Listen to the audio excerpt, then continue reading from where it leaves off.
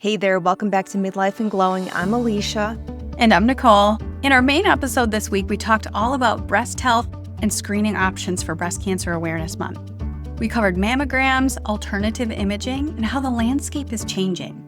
But today we want to zoom out a little, because at the core of all of this is one really important question. Where can I advocate for myself more? As women in midlife, we've often spent years prioritizing everyone else. Kids, careers, partners, parents. It can feel easier to just stay in autopilot and keep your focus on everyone else. Right, and also not paying attention to what's going on in your body because you don't have time or any of the other many excuses that we use to not tune in to ourselves.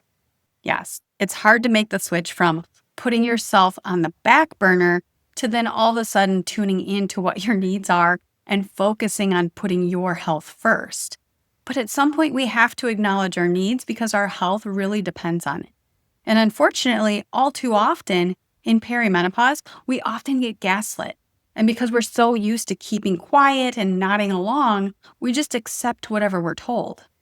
Right, but when it comes to your health, staying quiet can mean your concerns get brushed aside or your symptoms don't get the attention they deserve.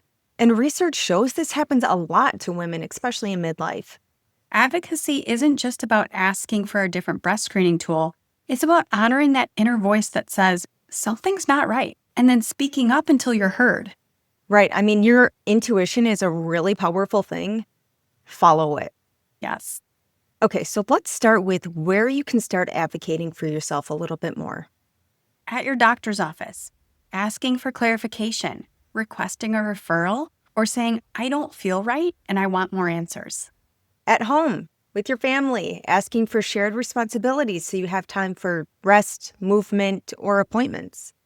And even socially, choosing friendships and opportunities that feel supportive and saying no to the things that drain you. It's about remembering your voice has weight, and advocating doesn't have to be combative. It can be calm, clear, and consistent. Okay, so here are 3 simple ways you can start. Prepare before appointments. Write down your top 2 to 3 questions or symptoms so you don't minimize them once you're in the room or forget about them. I know that's happened to me. Right. I get to the room and it's like, wait, what was it? So definitely jot down those questions. Yes, and use clear language. Instead of saying, I think I might be overreacting or I'm not sure if this is what I'm feeling, say, these symptoms are affecting my daily life and I want to discuss options. Practice small no's.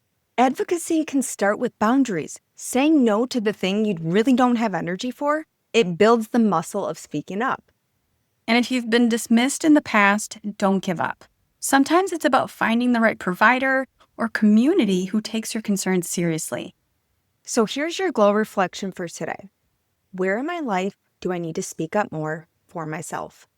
Maybe it's with your doctor, maybe it's at work, maybe it's with your partner, or even with yourself. Acknowledging that your needs matter. Because self-advocacy isn't selfish, it's essential. The more you speak up, the more space you create for other women to do the same. Thanks for spending a few minutes with us today.